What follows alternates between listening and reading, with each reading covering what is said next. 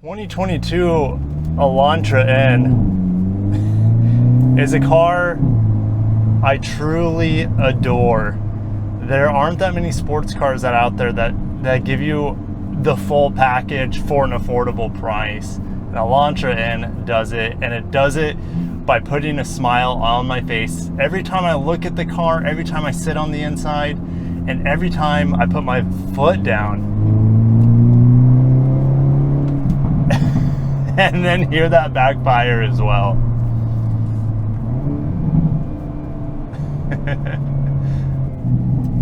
Now, I don't have a lot of turns in Florida, but this thing, especially in N mode, the steering is so tight and accurate. Oh, that the Jaguar got in front of me.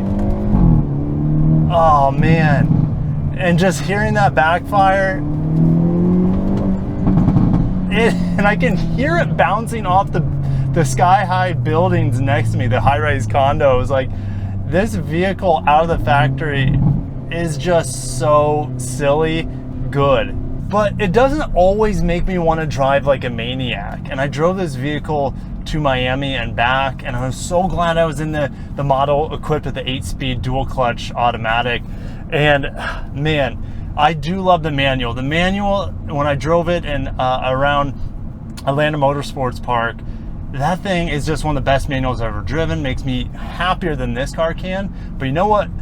Getting in Miami traffic, I was just so grateful that I was in the model with the automatic DCT. So if you're getting, or even in the market for the Elantra N, and you live in a big city that has a lot of traffic, as much as the manual is excellent, I would still go for this DCT because it is lightning quick with the downshifts. It is still very fun and rewarding, but you don't have to worry or stress out about being stuck in traffic. I just kind of zoned out, put on my podcasts and music, and just chilled in the AC. Thankfully, we can get around the Silverado. And I'm just in normal mode. I'm not even in N mode right now, but it's really easy to get into N mode by pressing this button. You also have this N-grin shift button that is not available on the manual, and that will give you an overboost to 76 horsepower and 289 pound-feet of torque, if I remember correctly. And every single one of those ponies just brings so much happiness to me. So let's get to the exterior. The vehicle looks great, and you know, in this blue paint color, I feel like it does a really good job blending with the blacked out mask that is up front. It's kind of like a raccoon sort of face. And it's not great, but it's definitely acceptable. And then you get to the sides, and we have a lot of those geometric patterns. But my wife even mentioned how much she likes how the red accent on the bottom adds to the character of this vehicle and makes it stand out. I totally agree. And then when you get to the back, there's so much business in the front, not so much, but there's a lot of party going on in the back of this vehicle. The fat exhaust tip that are always clapping at you. You have the cool geometric spoiler on top of the trunk lid that matches the side of the vehicle as well. Like, from the back and side, this vehicle just looks awesome, as long as you can live with that masked front portion. And maybe there's some aftermarket mods you can do to add some paint match to the front so it's not just completely blacked out. Now you can customize N mode here, which when I press it down, we hear that variable exhaust. We have different openings those valves can do on the exhaust, so that's why like it sounds so much different in different modes. That's why it's so easy to drive this vehicle normally. Just put it into normal drive mode and you immediately hear the car get quieter. You press this N button, which you can customize. I'm not going to do that in today's video. And then you hear the exhaust just scream at you a little bit more, even when idling. Now, when this light goes green, I'm going to press this N-grin shift button, and that's when we get this 20 seconds of overboost. We see all the metrics here that we saw on the Kona N, and the Kona N compared to this vehicle is just not nearly as good. It's so rough. It's a smaller package. The rear seat is way more cramped in that vehicle. I've been taking my kids to school in this Elantra N, and I can even sit back there with comfort as well. Speaking of comfort, these seats up front have a good balance of bolstering and stiffness, but still giving me a soft nature with this suede insert in the middle as well. The steering wheel is super good, leather all the way around with this nice in blue stitching. I forget what color that Hyundai claims for their N models. It's not the exterior of this car. This is a darker blue, but the lighter blue is more the iconic N coloring. The infotainment and climate is super easy to use. I have Android Auto. I also have a wireless charger. I have knobs for my climate control. I have dual climate control up front as well.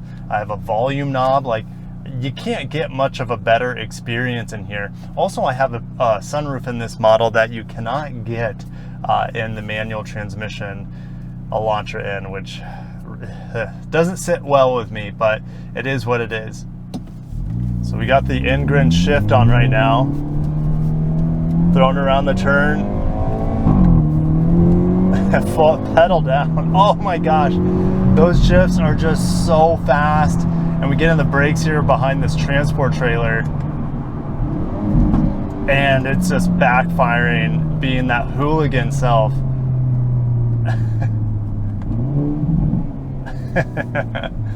I think I better get around the trailer here. There's not much I can do to ride this vehicle to its max potential out here on the streets. That's why, like, I'm so glad I had that potential to drive it on the track. And goddamn, the shifts are so good. The power builds, it's not super peaky because you have that torque pretty much, you know, available throughout the rev range, but once it latches onto the next gear, just like catapults you, and you feel like you're flying in a whole nother dimension of speed. It's so silly how fun this car is. And a car, and that's when I don't have very many potholes. I'm never looking for them here in South Florida. Oh my gosh. And it was super rough. I'm in essentially the track mode, the N mode here. And yes, if you live with crappy streets, you probably need to soften and customize your suspension in N mode. But this is one of the most fun vehicles I've tested with paddle shifters. I'd say it's almost as fun as the LC500.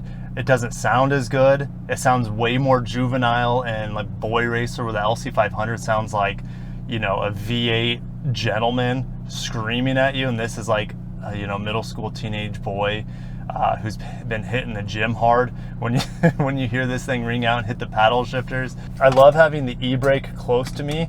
Even though this isn't, you know, the manual transmission, it's still good to have that e-brake as a handle and not like any electronic like we see in the Civic Si, and I think we also see that in the Type R. No, we have a real handbrake here, ladies and gentlemen, and it's beautiful. But I mentioned the upshifts are super quick, but the downshifts, when you need to pass someone, are lightning quick, especially in this N mode. It's lunchtime traffic, and it is what it is. And that's when, boom, just hit the drive mode button down here, and it transforms into a very livable everyday car. It's not loud, the suspension softens up, the steering wheel softens up, and it's just a much more pleasant everyday ride. And most of the time, that's where I'm driving this vehicle, in mode. I haven't been driving it that much, especially when I was driving to Miami. What's the point of hearing the exhaust wailing at you for 2.5 hours straight at 75, 80 miles an hour? Speaking of 80 miles an hour, that's pretty much what I was going there and back to Miami, and I was getting 32 miles per gallon, which is perfectly fine with me for the amount of performance this gives you. Now, after city driving and some idling, I'm just under 31 miles per gallon according to the computer here. So there is competition to this vehicle. We know the GTI, we know the more expensive Type R, we know the more expensive Golf R, we know about the GR Corolla. I feel like this does everything in terms of happiness that those more expensive alternatives give you, but it gives it in a more livable package, a more affordable package, and the DCT around 34, 35K, like there's really nothing out there that can touch it for the price point. The GR Corolla is going to start around 37, 38K for the core model. Yes, it's more powerful. Yes, it has all-wheel drive, but good luck getting your hands on one of those vehicles. It's not hard to get your hands on the Elantra N at MSRP. And that's where this vehicle is going to eat up that market for buyers who, man, really want a Type R, I want a GR Corolla, but maybe it's just out of their budget, or maybe they don't want to play the waiting game or the dealership markup game.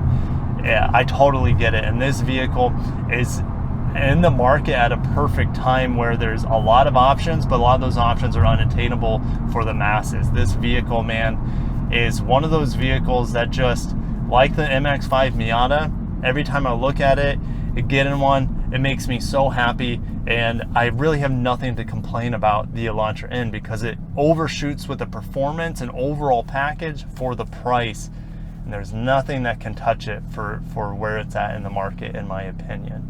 The new SI is great, but it's a slow turd compared to this. The GTI looks great, but the infotainment and the climate control is a nightmare. So I'm like, this is the ultimate package for the low 30s out there on the market today. But what are your questions? What are your thoughts on the Elantra N?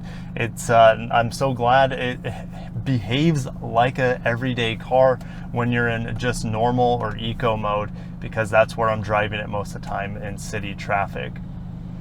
And man, this 8-speed DCT, no, it's not quite as fun as the manual, but damn, am I happy that I got a chance to spend a week with it, especially in traffic, because it makes my life a hell of a lot easier while still giving me a lot of happiness and a lot of smiles. All right, I got in myself for like the 15th time. It's hard for me to stop talking about this amazing Elantra N. Catch you in the next one. Take care of yourselves.